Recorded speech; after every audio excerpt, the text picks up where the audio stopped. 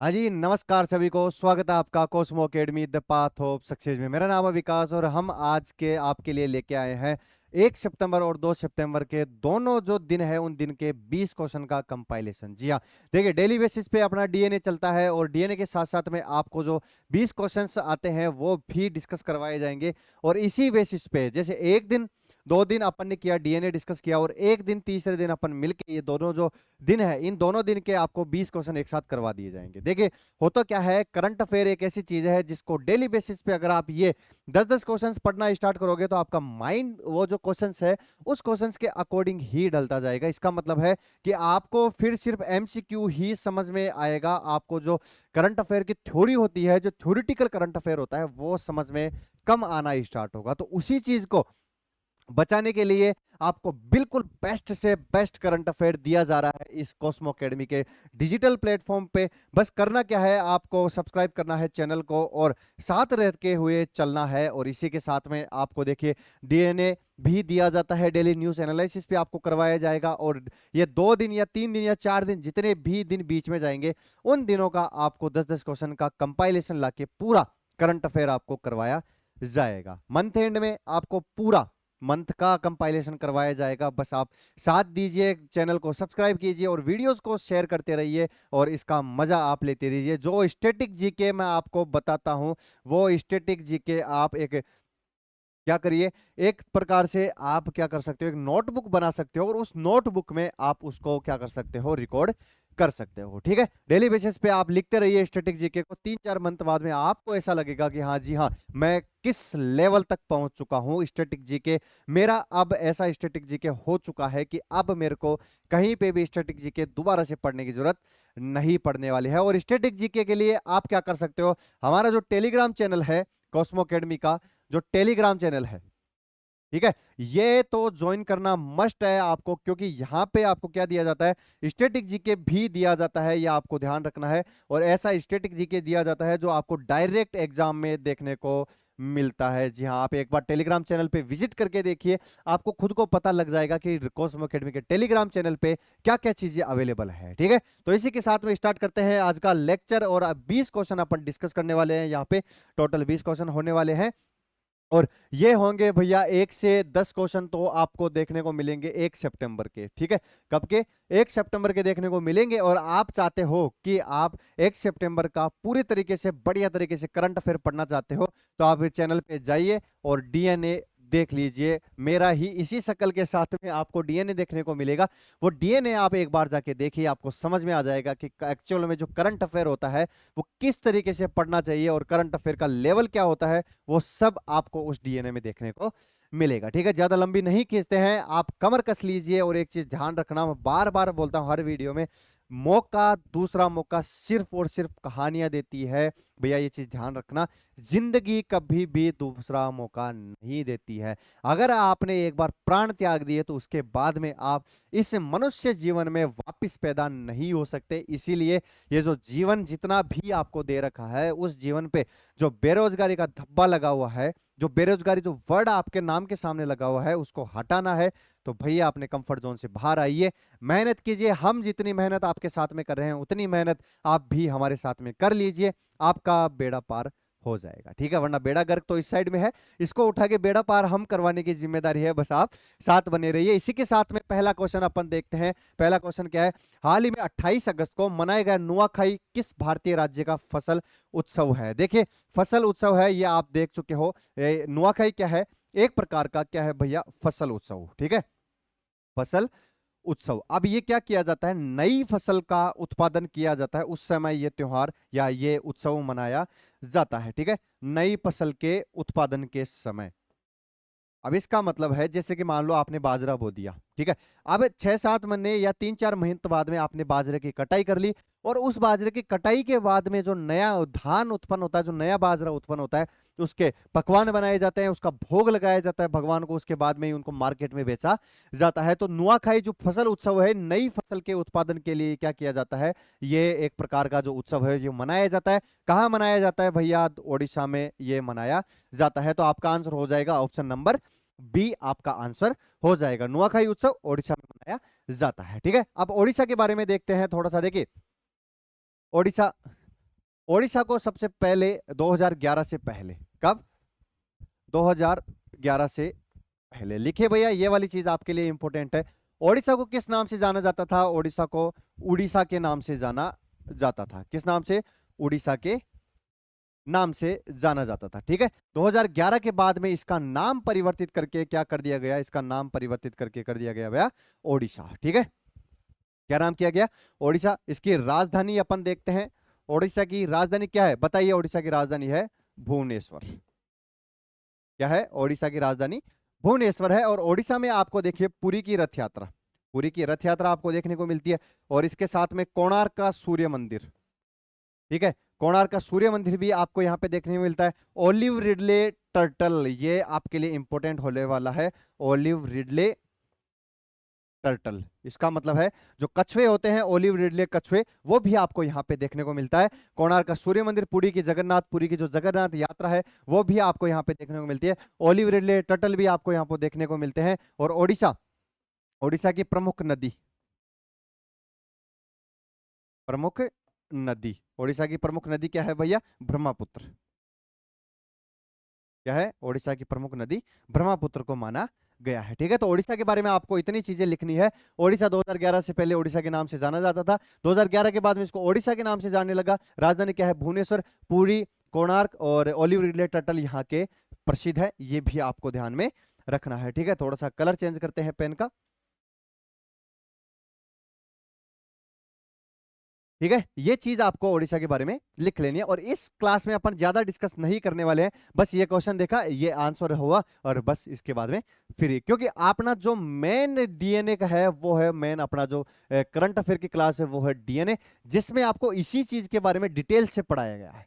इसी चीज के बारे में आपको डिटेल से पढ़ाया गया है। बस आप जाइए और वहां पे जाके डीएनए को सही तरीके से पढ़ लीजिए। क्लासेस आपके कॉस्मो अकेडमी के डिजिटल प्लेटफॉर्म पे पढ़िए। आइए देखते हैं, किस मंत्रालय ने राज्य ऊर्जा दक्षता सूचकांक 2024 जारी कर दिया है? इनमें से कौन सा हो सकता है? देखिए, नवीन एवं नवीकरणीय ऊर्जा मंत्रालय हो नहीं सकता। शक्ति मंत्रालय। कौन? शक्ति मंत्रालय। ठीक है, शक्ति मंत्रालय के द्वारा क्या किया गया है भैया? किस मंत्रालय ने राज्य ऊर्जा दक्षता सूचकांक, राज्य ऊर्जा दक्षता सूचकांक लॉन्च कर दिया है, इसको जारी कर दिया है? अब सबसे पहले तो देखिए किसने किया है? ब्यूरो ऑफ एनर्जी एफिशिएंसी, आपने नाम सुना होगा। मार्च 2002 में, मार्च 2002 में इसकी स्थापना करी गई थी। और इसी ने क्या किया है? राज्य ऊर्जा दक्षता सूचकांक जारी किया है, जिसमें प्रथम स्थान पर कौन आया है? ये आपको ध्यान रखना है, ये चीज अपने लिए इंपॉर्टेंट है। प्रथम स्थान पर आया है भैया महाराष्ट्र। और दूसरे स्थान पर कौन है? वो है आंध्र प्रदेश। आंध्र प्रदेश। ठीक है, ये चीज आप लिख लीजिएगा। किस मंत्रालय ने राज्य ऊर्जा दक्षता सूचकांक लॉन्च किया है, जारी किया है? शक्ति मंत्रालय ने। प्रथम स्थान पर रहा महाराष्ट्र, दूसरे स्थान पर रहा Andhra Pradesh. BEE, bureau of energy efficiency, जिसकी स्थापना 2002 में उसकी स्थापना कर दी गई थी, और मार्च 2002 में इसकी स्थापना करी गई थी। क्यों करी गई थी? भारत में जो राज्य है वहां पे ऊर्जा की जो खपत है, ऊर्जा की तो दक्षता है, उस दक्षता को सही तरीके से बना के रखने के लिए ब्यूरो ऑफ एनर्जी एफिशिएंसी की स्थापना कर दी गई थी 2002 में। और इसी के द्वारा ये जारी किया गया है 2024 का डेटा शक्ति मंत्रालय के साथ में मिलके, जिसमें महाराष्ट्र पहले स्थान पर है और दूसरे स्थान पर देखा जाए तो आंध्र प्रदेश यहाँ पे दूसरे स्थान पर अपन को देखने को मिलता है। ठीक है भैया, आगे बढ़ते हैं। आगे है 2025 में भारत ने किस नीति के तहत अपना पहला राष्ट्रीय बायो फाउंड्री नेटवर्क लॉन्च किया है? इंपॉर्टेंट क्वेश्चन है आपका, इंपॉर्टेंट क्वेश्चन है, लगा लेना। और थोड़ा सा लेवल अप का क्वेश्चन है, यहां से ये क्वेश्चन आने की पूरी पूरी संभावना है। 2025 में भारत ने किस नीति के तहत अपना पहला राष्ट्रीय बायो फाउंड्री नेटवर्क एनबीएन लॉन्च किया है? तो ये नीति है भैया बायो 3E3 नीति। ठीक है, बायो E3, इसका बारे में आपको देख लीजिए। इसकी फुल फॉर्म हो जाएगी बायो टेक्नोलॉजी, बायोटेक्नोलॉजी। अब ई3 है तो ई के 3 हो गए। पहला ई, दूसरा ई और तीसरा ई, इनका नाम लिख लेना भैया। जो बायो E3 नीति है ये कब लॉन्च की गई थी? पहले तो ये देख लीजिए आप, ये अगस्त में, अगस्त 2023। कब लॉन्च की गई थी भैया बायो E3 नीति? अगस्त 2023 में कैबिनेट मंत्रालय के द्वारा इसको लॉन्च किया गया था। और बायोटेक्नोलॉजी E3 में देखिए यहाँ पे ई में इसका आएगा इन्वायरमेंट, ENV, ठीक है, मीनिंग आप अच्छे से लिख लेना। इन्वायरमेंट, इसके बाद में यहाँ पे आ जाएगा भैया इकोलॉजी, ठीक है, और यहाँ पे आ जाएगा आपकी इंप्लॉयमेंट,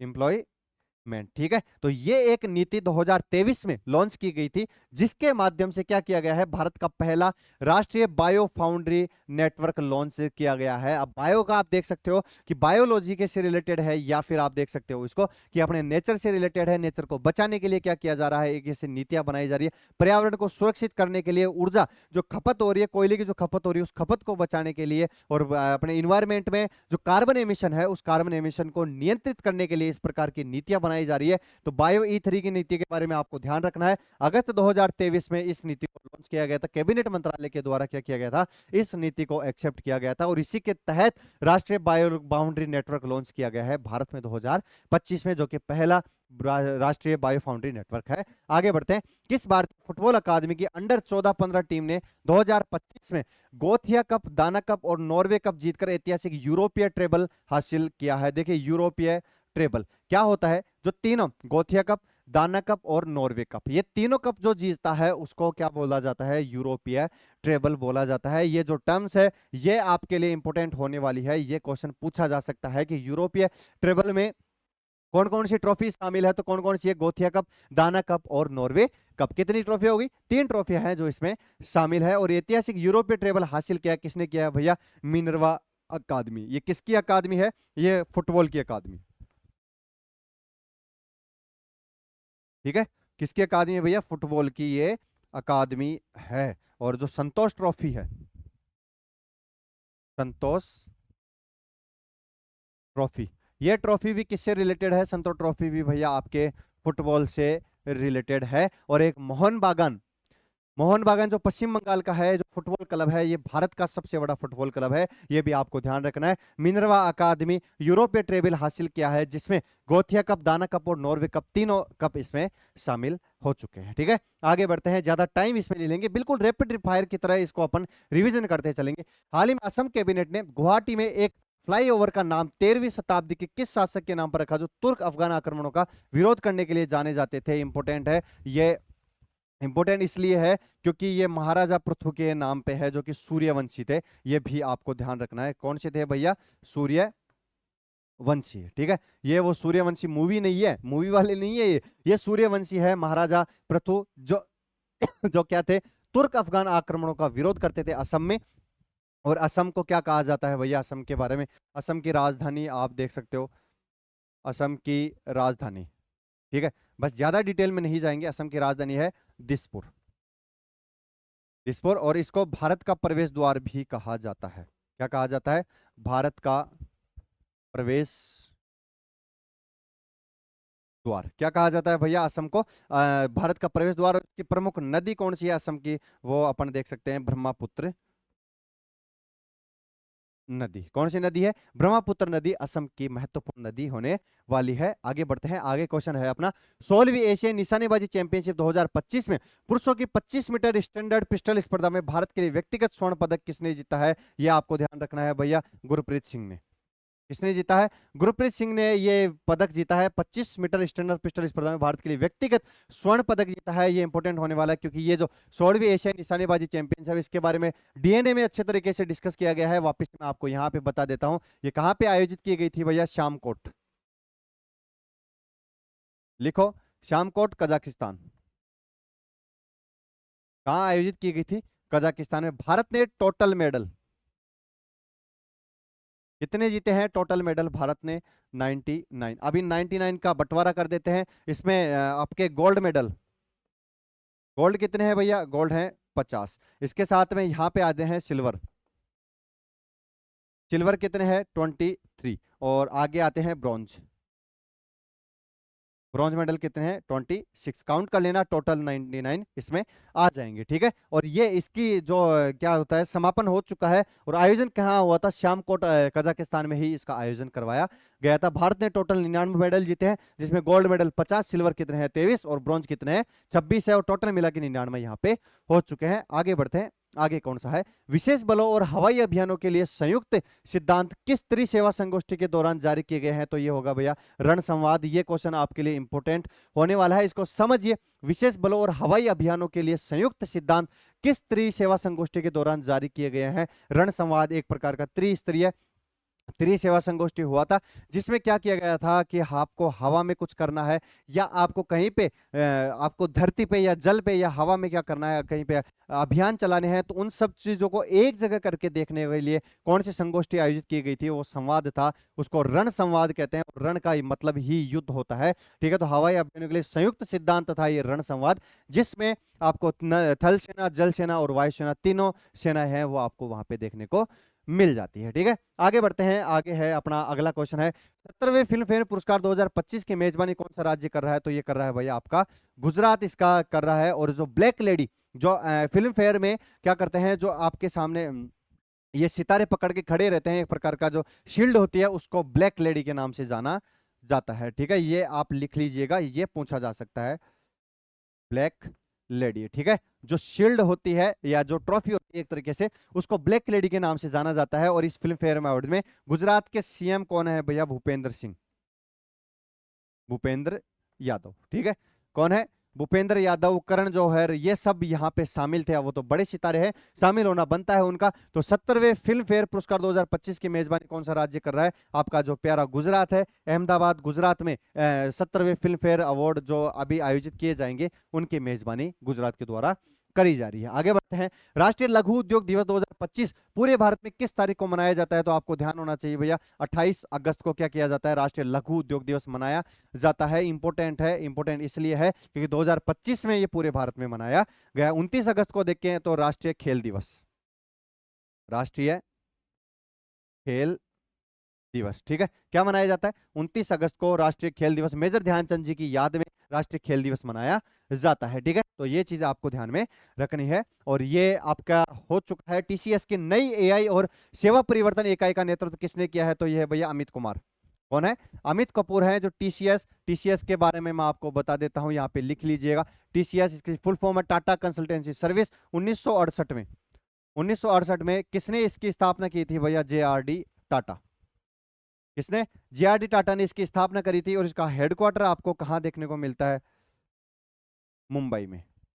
हाँ, मुंबई में इसका हेडक्वार्टर आपको देखने को मिलेगा। और टाटा टीसीएस, ये जो अभी आपने देखा होगा एसएससी का जो प्रोटेस्ट चल रहा है, वो इसी के लिए चल रहा है कि इसके रिप्लेस करके जो कंपनियां है, वो एडुक्यूटी ने क्या कर लिया है? इसका जगह ले लिया है। और एडुक्यूटी क्या कर रही है अभी वर्तमान में? एसएससी की जो एग्जाम्स है उनको कंडक्ट करवा रही है, और वो कंडक्ट करवाने में कहीं ना कहीं विफल साबित हो रही है। तो वो चाहते हैं या तो टीसीएस वापिस आए या फिर टीसीएस के अलावा कोई कंपनी है जो बढ़िया तरीके से एग्जाम करवा सके, बिल्कुल फेयर तरीके से एग्जाम करा सके, वो कंपनी आए और एसएससी के एग्जाम्स करवाए, ठीक है। तो टीसीएस की नई एआई आर्टिफिशियल इंटेलिजेंस, ये आपको ध्यान रखना है। आर्टिफिशियल इंटेलिजेंस, इसके जनक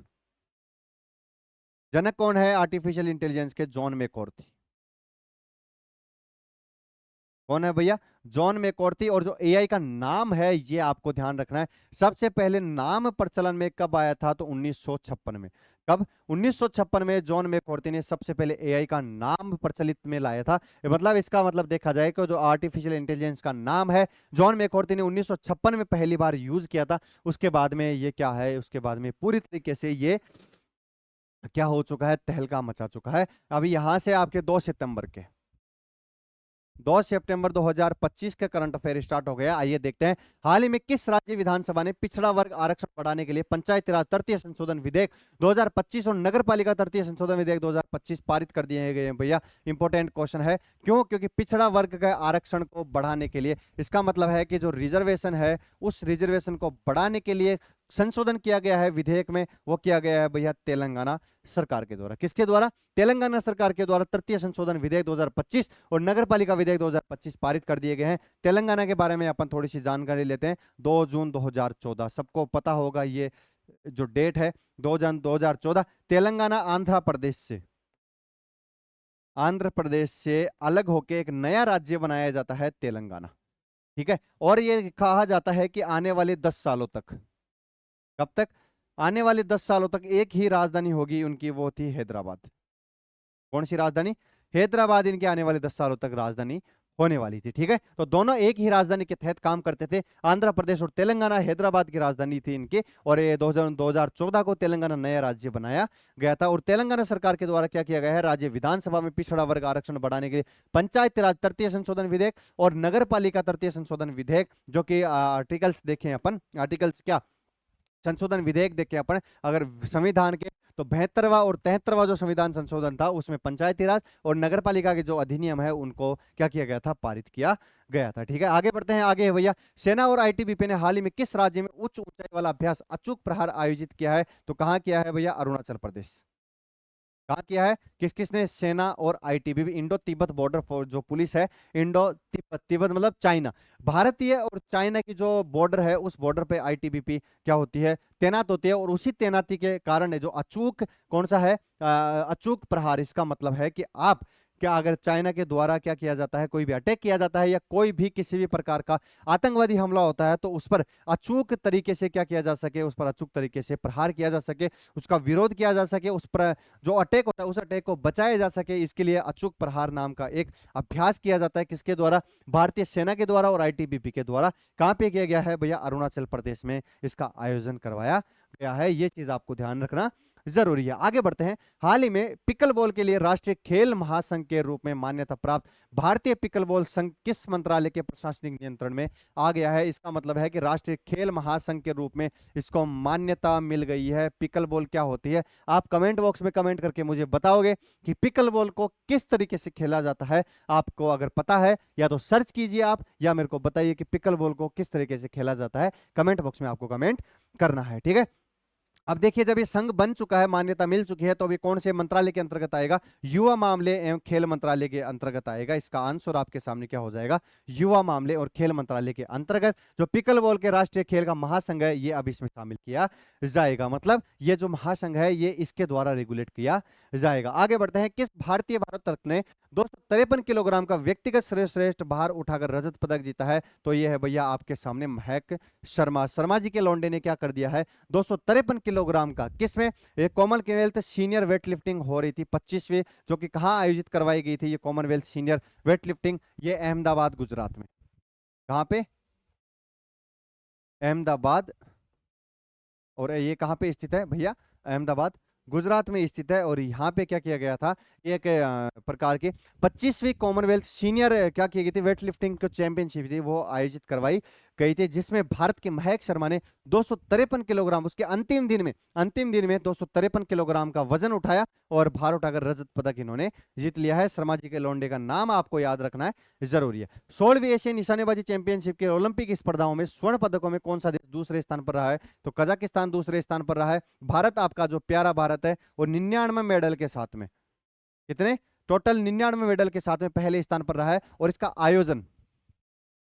आयोजन भी कहां करवाया गया था भैया? इसका आयोजन भी कजाकिस्तान में ही इसका आयोजन करवाया गया था। आगे बढ़ते हैं। आगे कौन सा क्वेश्चन है? भारतीय रेलवे द्वारा 2025 में गुरु तेग बहादुर जी की शहादत की कौन सी वर्षगांठ मनाई गई है? तो 350वीं वर्षगांठ मनाई गई है। कौन सी? 350वीं। गुरु तेग बहादुर ये क्या है भैया? ये आपके जो सिख धर्म है उसके 90 गुरु थे।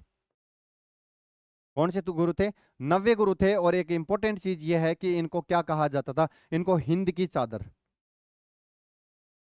हिंद की चादर किस नाम से जाना जाता था? हिंद की चादर के नाम से इनको जाना जाता था। ठीक है, तो गुरु तेग बहादुर की शहादत की कौन सी वर्षगांठ मनाई जा रही है? किसके द्वारा? भारतीय रेलवे के द्वारा। भारतीय रेलवे के बारे में थोड़ी सी डिटेल्स लेते हैं। 1853 में भारतीय रेलवे स्टार्ट होती है। कहां से?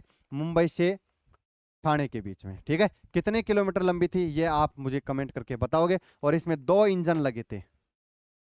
कितने इंजन लगे थे? 2 इंजन लगे थे। ये दोनों इंजन भी आपको कमेंट बॉक्स में कमेंट करना है, ढूंढना है। कहाँ ढूंढोगे वो मैं आपको बता देता हूँ। कॉस्मो अकेडमी पे पूरा रेलवे का और भारतीय रेलवे का और विश्व की जो रेलवे है उनका इतिहास बताया गया है। वो इतिहास आप वहां पे जाके देख सकते हो। ठीक है, आगे बढ़ते हैं। रक्षा सहयोग पर भारत सऊदी अरब संयुक्त समिति की 7वीं बैठक कहाँ आयोजित करवाई जा रही है? भारत के नई दिल्ली, जो कि भारत की राजधानी है, यहाँ पे इसका आयोजन करवाया जा रहा है। रक्षा सहयोग पर भारत सऊदी अरब संयुक्त समिति की 7वीं बैठक है, और ये ध्यान रखना 7वीं बैठक है। भारत और संयुक्त जो अरब अमीरात है उसकी 7वीं बैठक है, रक्षा से रिलेटेड, डिफेंस से रिलेटेड है, और ये कहाँ आयोजित करवाई जा रही है? न्यू दिल्ली में इसका आयोजन करवाया जा रहा है। आगे बढ़ते हैं। नेपाल के गोरा पर्व का सीमा पार उत्सव भारत के किस राज्य के कुमाऊं क्षेत्र में मनाया जाता है? तो कुमाऊं क्षेत्र आपको कहाँ देखने को मिलेगा? उत्तराखंड में देखने को मिलेगा। और नेपाल की राजधानी आप देख सकते हो, काठमांडू।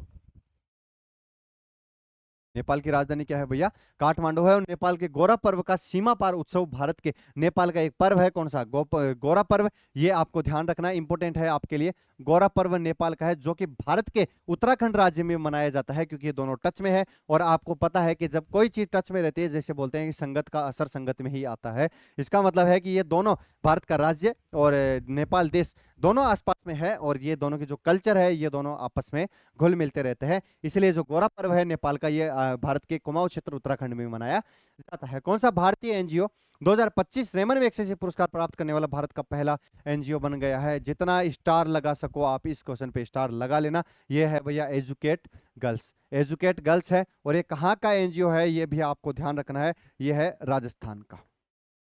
कहाँ का है? राजस्थान का है, और 2007 में इसकी स्थापना कर दी गई थी। और ये क्या हुआ है? 2025 का रेमन मैगसेसे पुरस्कार प्राप्त करने वाला भारत का पहला एनजीओ बन गया है। पहले इंडिविजुअल कई लोगों ने ये रेमन मैगसेसे पुरस्कार जीता, लेकिन एनजीओ पहला है। और रेमन मैगसेसे पुरस्कार को क्या कहा जाता है भैया? इसको एशिया का नोबेल पुरस्कार। एशिया का नोबेल पुरस्कार। ठीक है। स्टार्ट कब हुआ था? स्टार्ट भी देख लेते हैं। 1957 में फिलीपींस के जो तीसरे प्रधानमंत्री थे, उनकी मृत्यु, प्रधानमंत्री का नाम था रेमन मैगसेसे, उनकी हवाई यात्रा में मृत्यु हो गई थी 1957 में। उन्हीं को सम्मानित करने के लिए, उनको वैल्यू देने के लिए रेमन मैगसेसे पुरस्कार, जो कि फिलीपींस सरकार के द्वारा दिया जाता है, और ये शांति का पुरस्कार है, और एशिया क्षेत्र में दिया जाता है, इसलिए इसे एशिया का नोबेल पुरस्कार भी कहा जाता है। आगे बढ़ते हैं। पापुआ न्यू गिनी के 50वें स्वतंत्रता दिवस समारोह में भाग लेने के लिए कौन सा भारतीय नौसेना जहाज पोर्ट मोरेस्बी पहुंचा है? तो एक तो आपके लिए ये इंपॉर्टेंट हो गया कि पोर्ट मोरेस्बी कहां पे स्थित है, तो ये पापुआ न्यू गिनी में है। और भारत का आईएनएस कदमत, ये भी आपके लिए इंपॉर्टेंट है।